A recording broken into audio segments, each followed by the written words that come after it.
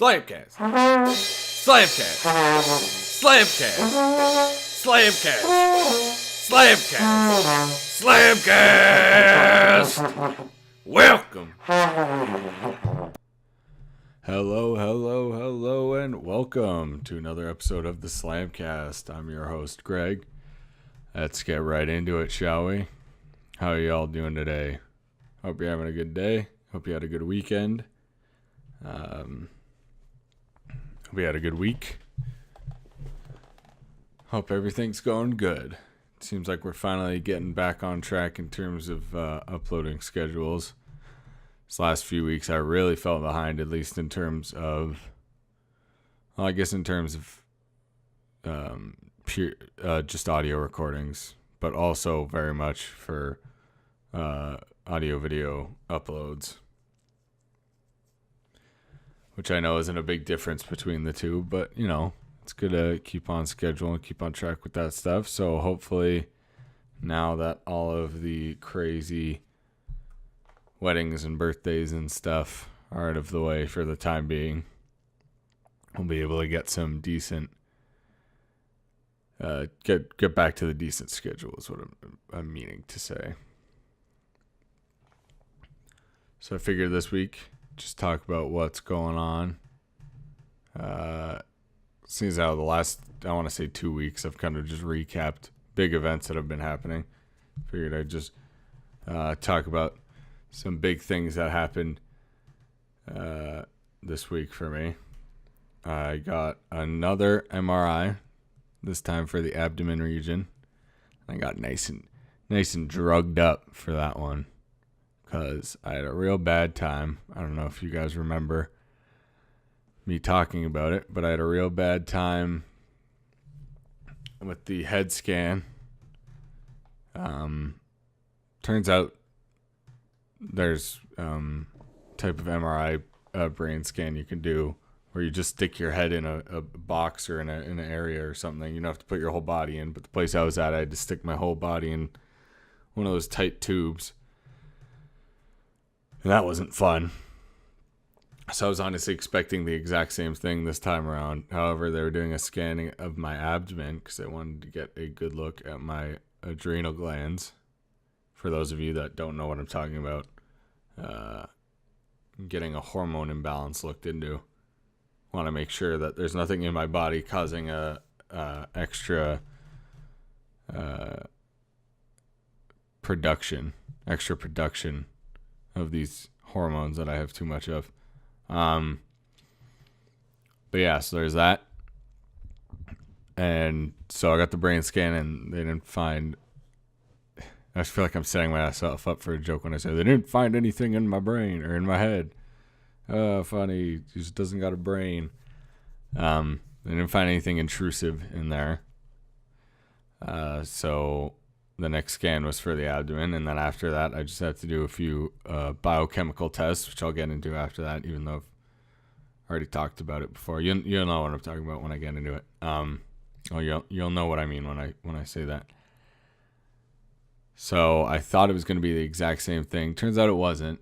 I even went to a different place this time. Got drugged up, got some anxiety reducing pills.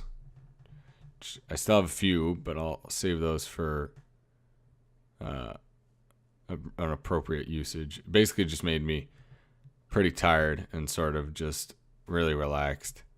But yeah, I went there. And when we got there, some woman who just got in there with us was like, I've been waiting here for, what'd you say? She'd been waiting there for like an hour and a half or something. And the woman ahead of her had been waiting for an hour and a half too. And she hadn't been able to go yet. And she was after this woman. So kind of freaked me out. And my mom who went with me, so I was able to drive home, seeing as how I was so drugged up. And also emotional support and stuff like that. Just good to have somebody around for these kinds of things. Really freaked her out. So this woman and my mom started digging into the secretary, being like, why the hell didn't we get any sort of heads up about this? Like, what the hell? And she was like, oh, I don't know anything. So this whole back and forth. And then eventually it got to a point where the woman who told us about how long everybody had been waiting, she ended up rescheduling for, I don't know, something next week or something. So she left. And then after she left, I want to say it was around the time when ours was scheduled. We were scheduled for 7:45, so it was around the time she left, maybe 7:30. Anyways, doesn't really matter. Point is she left, and then also the reason there was such a big holdup was apparently their network was down, so the MRI machine was being slow or something weird like that. I wasn't sure. And I was just so out of it, and also kind of being like, oh, I drugged myself up for nothing. We're probably going to leave, and I'm not going to get the scan, and then we'll have to plan it, or maybe we just won't get it.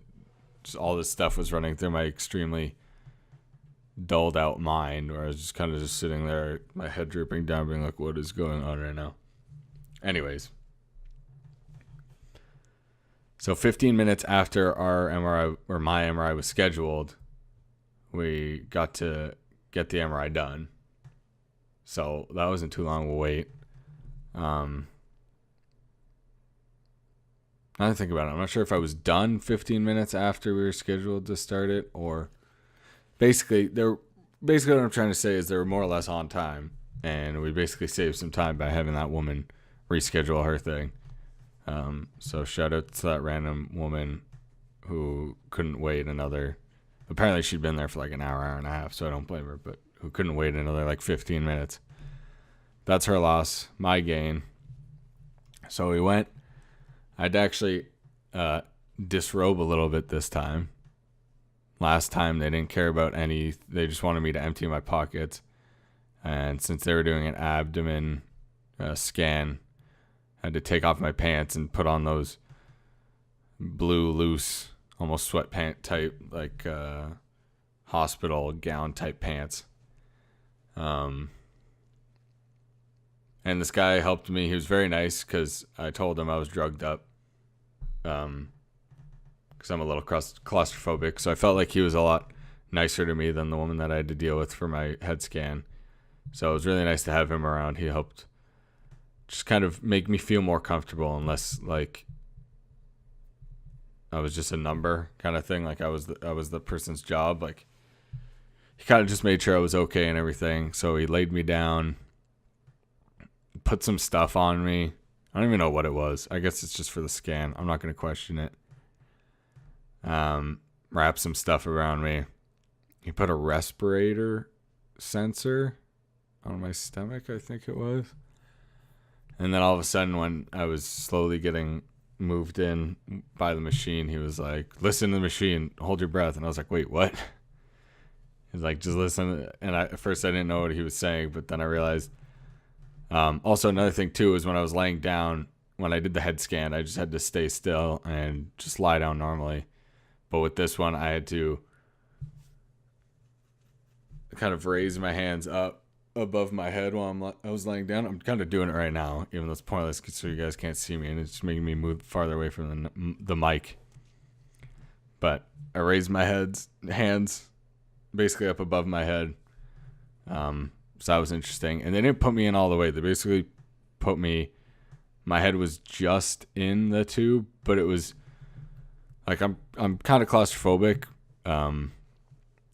But I have an easier time with my claustrophobia when I'm like close to the open area, if that makes sense. And mainly my head. The rest of my body doesn't matter for the most part. So the fact that my head was close to like the exit, I don't want to say exit hole, but the exit area of the MRI scanning machine, I was kind of cooler about that. And also I was pretty drugged up, so I was like pretty good. And then also another thing was I had to hold my breath. The machine told me to hold my breath. And also the guy was periodically checking on me at the beginning to make sure I was fine, which helped. Turns out he could kind of like radio to me through the machine or something.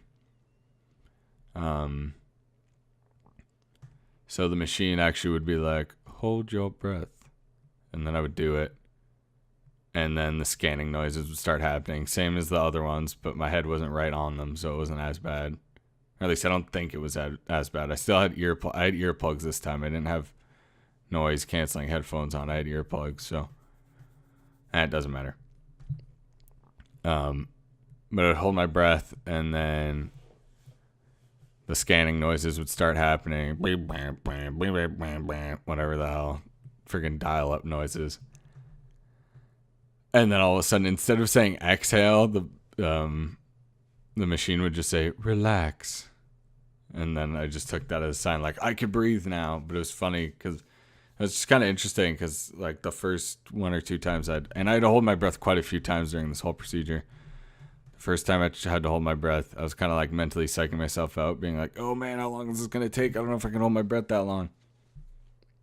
But it wasn't that bad. I should have counted to see how long it took, but I was just so focused on trying to keep my breath held. But then after a while I got used to it, and it was kind of relaxing because it was almost sort of like a breathing technique. Like I was more distracted with that than anything. Speaking of which, I actually started, speaking of breathing techniques, I'm going to bring this up later, but I decided to start taking up meditation this weekend, which has been very interesting, and I want to say helpful. It's very relaxing. No, I'm going to say it's been helpful. But if I remember, I'll get into that later. So yeah, that was basically it. And then he got me out, and I went home, and I want to say the drugs were kind of wearing off. I don't know. I can't remember.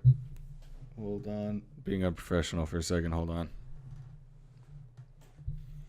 Okay, I want to make sure my microphone, don't have microphones. It's not that high end of an establishment here at Slamcast HQ. SlamQ? No. It doesn't matter. Slam HQ, Slamcast HQ, whatever the hell you want to call it.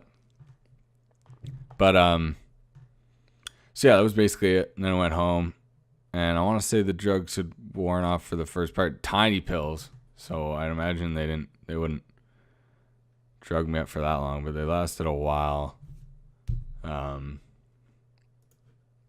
Yeah, it was fun. That's it. And now, and another thing too is when we left, the secretary was like, yeah, the results, you'll get the results in 7 to 10 days. We'll send them to your doctor, whatever. And we're like, all right, 7 to 10 days is a lot, but the last time I was 5 to 7 days, and they took forever because they were being idiots. It took longer than 7 days. It took like almost 2 weeks. And then I want to say it was the next day. No, 2 days later, my mom texted me saying, great news, call me when you get the chance. So I called her after work because I don't get reception in my building. And she was like, the results are in. And I was like, what results? She's like, the MRI results. They didn't find anything intrusive. So that's awesome. Even though my hormone specialist said it's very unlikely we'd find anything, and MRIs are probably not the best test to start off with, but whatever. It's good to know that my abdomen and my head don't have anything intrusive in them, whether or not they're hormone related. It's nice to know. So yeah, there was that, which was pretty awesome. And it's funny too, because my mom mentioned when she answered the phone call, the person on the other end also said, like, the results are in. And my mom was also like, what results? The MRI results? Like, neither of us were expecting the results to get in that quickly. But I'm glad. I'm awesome. I am awesome. But I'm also glad that the results are out of the way. So yeah, now next up is I'm on to the biochemical tests. And what does that involve? I believe I mentioned this to you guys before, but I'll say it again. I have to pee in a jar twice, and I have to do some blood work. But the blood work will be easy. Problem about peeing in a jar is I have to pee in a jar for 24 hours. And I did that all yesterday and a little bit this morning.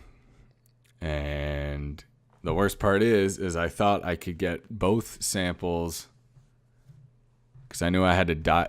They want me to fill out 2 jars, so two 24-hour two different 24-hour spans of time. I have to fill a jar with my own urine.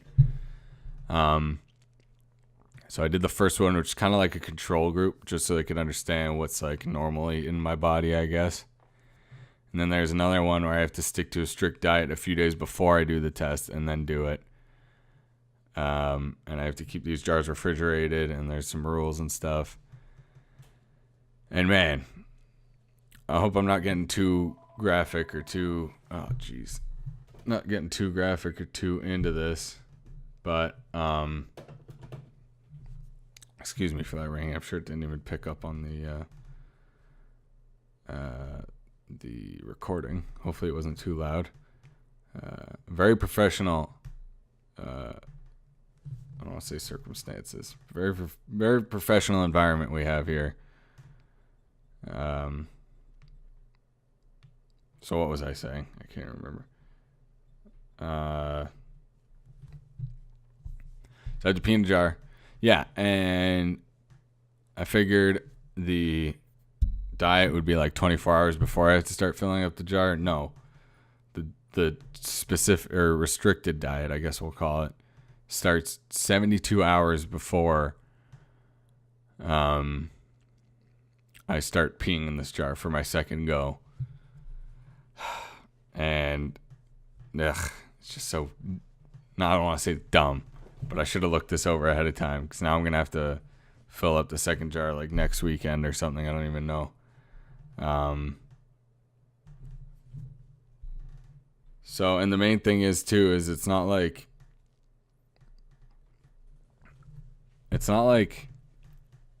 it's weird things that I have to take out of my diet. Like, the main things that I saw in the 72-hour window for my diet were bananas specifically, chocolate specifically, and then also fruits and juices.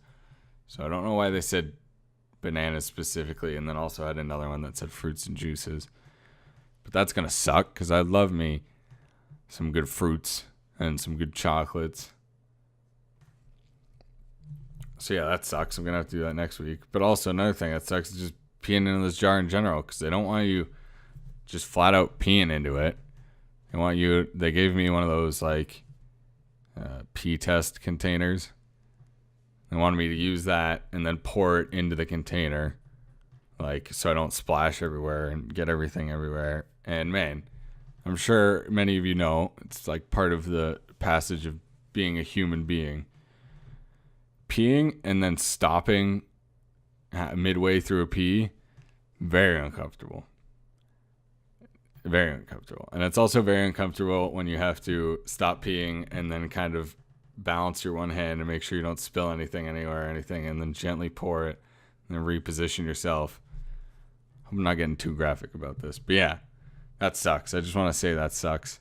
But it's also fun to have a giant jar full of your urine as you carry it into the bathroom with you. That's pretty hilarious in my opinion. Also, another thing that's hilarious is at the beginning of this Saturday when I started, I felt like I wasn't peeing enough, and I wanted to give them a good amount. I wanted to give them an amount that they could work with, even though the hormone specialist made it clear to me that they just want like a normal day's worth. I don't have to force it out. So I drank quite a bit of water. I was kind of on and off drinking water through the day. And of the 3-liter tub that they gave me, I want to say I'm at like 2.5 liters for just the one day. So I want to say that's hilarious. And also, it's amazing what the human body, the amount of fluids the human body can make in one single day. It's amazing. The more you know. If anybody asks you, hey, what's the average amount of urine that you produce in a day? Say probably a liter, maybe 2. If you've been drinking a lot of water, definitely around 2. That's a fact for you. Or at least if you ask about the average Greg, who has his own podcast, and he drinks a lot of water that day, that answer would be about 2.5, maybe 3. Anyways, I'll move on from the subject. I'm just having a laugh, kind of having a hoot talking about it to you guys. So yeah, I want to talk about one other thing, which I forgot to talk about last week because of the rundown I was given for my birthday drunken bonanza celebration, is I finally hit my upload limit for Spreaker.com. And as some of you may know from my earlier podcasts, episodes, Gotta stop referring to them as podcast episodes. I reached a upload limit with SoundCloud, and SoundCloud is a garbage service for garbage people. I'm not going to say for garbage people, but it's a garbage service because they want you to pay out the ass for not out the ass, but still they want you to up your limit to. They give you 3 hours, and they want you to upload it or up it to 6 hours for like $5 a month, and then up it to unlimited for like, I don't know, like $15 a month or something stupid.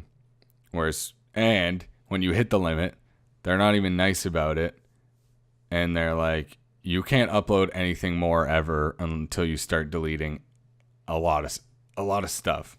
Like once you go below that 3 hour limit, then you can start uploading stuff again. Which is garbage, whereas Spreaker is super awesome and you get 10 hours. So I have basically almost hit 20 full episodes, and then it finally hit the cap. And then when it did hit the cap, it emailed me and said, oh, again? Too many people call my headquarters one of our quarters. Ridiculous. This is the first time I've had 2 calls in one. I mean, he's not going to edit this shit out. Too lazy. Anyways. Spreaker is they give you a full 10 gigabyte or not gigabytes. Have I been saying gigabytes or hours? I've been talking about hours in case I said gigabytes ever. They give you a whole 10 hours of upload time, and then their next up is 100 hours. It's not 3 to 6, it's 10 to 100, and then it goes to unlimited.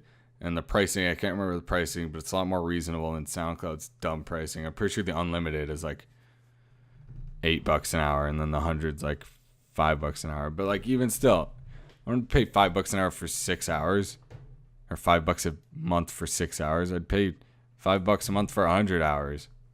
So stupid. And another thing too is when I went over the limit, they're like, "Hey, listen, you can keep uploading like you normally upload." But then after this point in time, I can't remember how much time they gave me. They gave me like probably a week or a few days or something. Like after this few days, we're going to delete your oldest stuff up until the point where you haven't hit the limit anymore, which I think is awesome. Is what I also think SoundCloud should do. Whereas SoundCloud, if I remember correctly, they just null out. They don't even delete it, and they don't give you a heads up that they're going to do what they're going to do. They just kind of like make it inaccessible to everybody else except you, so you're forced to delete it. Oh, and it's so dumb. Whereas with Spreaker, they're like, hey, we're going to start deleting your old stuff in like a few days, so you can keep uploading if you want, but like that's just a heads up or upgrade. Which is pretty awesome. So I ended up deleting, I think, the first 5 episodes. So if you guys want to listen to my new stuff, or my new stuff, if you guys want to listen to my old stuff, that's one of the main reasons I have the YouTube channel. Is so I have unlimited, archived,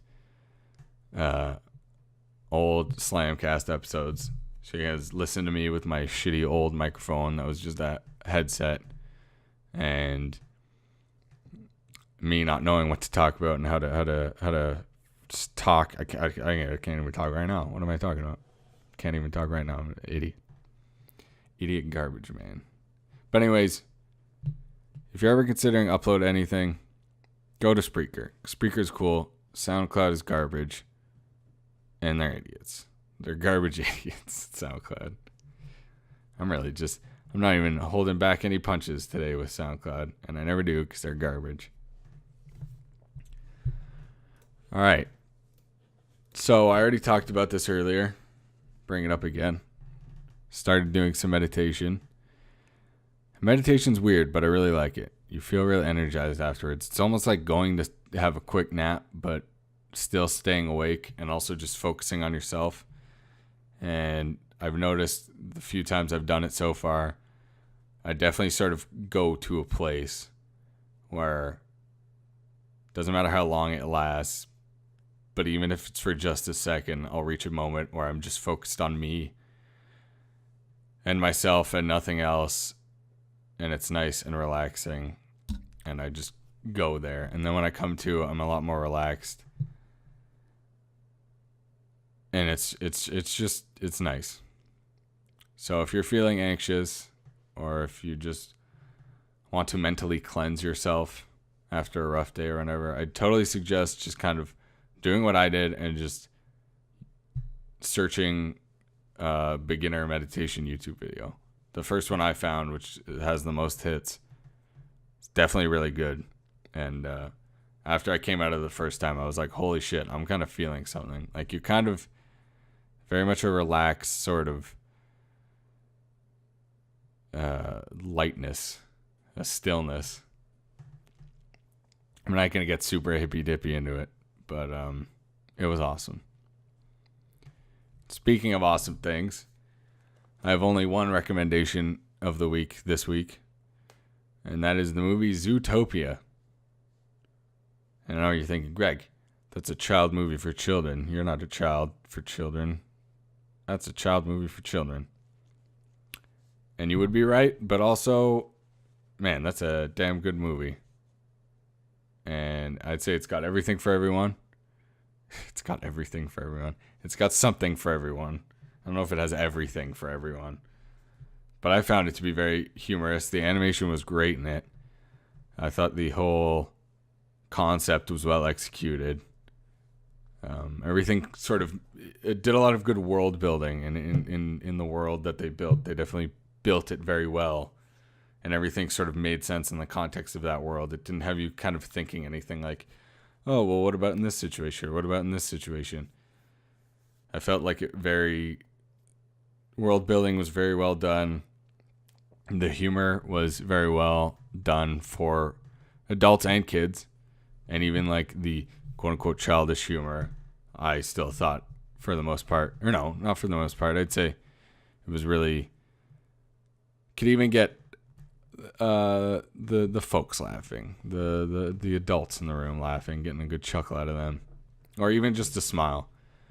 And the characters, a lot of the characters were very cute and adorable, and the ones that weren't were like, most of the times they were just badass predators if they weren't adorable. So it was either you got cutesy little rabbits or like badass lines and stuff, and the voice acting was well done, and the characters were all well written.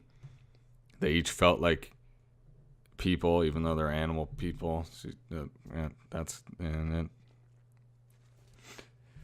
I don't know what I was going with there, but they're animal people. They're all well written, and the story is probably the one thing that kind of surprised me the most. I kind of went into this with no expectations, but knowing that it was really, I've heard a lot of people say it's a really good movie, and I've definitely backed them up on that. So I kind of didn't have many expectations, and I didn't see any major trailers, I don't think. So I had no idea what the story was about. All I know, it's like, oh, a bunny cop. Like that's all I really had a general idea of. And also Jason Bateman was a fox, and he did a good job. I really like the fox character. He was all sly like a fox, but that's part of the story. And oh damn. But yeah, that's the thing. The story took so many turns and twists that I didn't expect.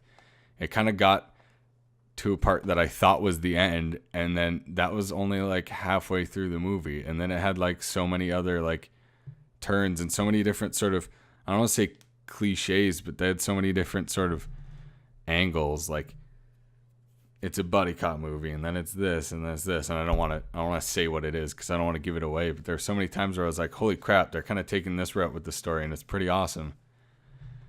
I want to say that's one thing that blew me away about that movie. And it's funny too, because my mom joined me, I want to say like halfway, probably 2/3 through the movie, because my mom will watch anything. She doesn't care, especially movies. She loves watching that stuff. And it's so many times after she joined where out loud she was just like, oh, that bunny's so cute, or oh, those animals are so cute. And I thought that was pretty funny. It was pretty cute, but it's true. All the animals that aren't like vicious prey or anything were adorable. So yeah, I'm just going to end on that recommendation. If you want to watch a movie, Watch Zootopia. It's fun for all the ages. Got a lot of good voice actors in there. All the stuff I just said before. And I'm going to end it on that high note. So with that, I hope you all have a good night. I hope you all have a good day. Hope you all have a good week. I'll see you next week. Outro Greg. Take us away. Well, folks, that's all we have for this week. I hope you enjoyed this episode, and I hope you'll join us next week for whatever crazy shit we talk about. Until next time, have a good one, and peace.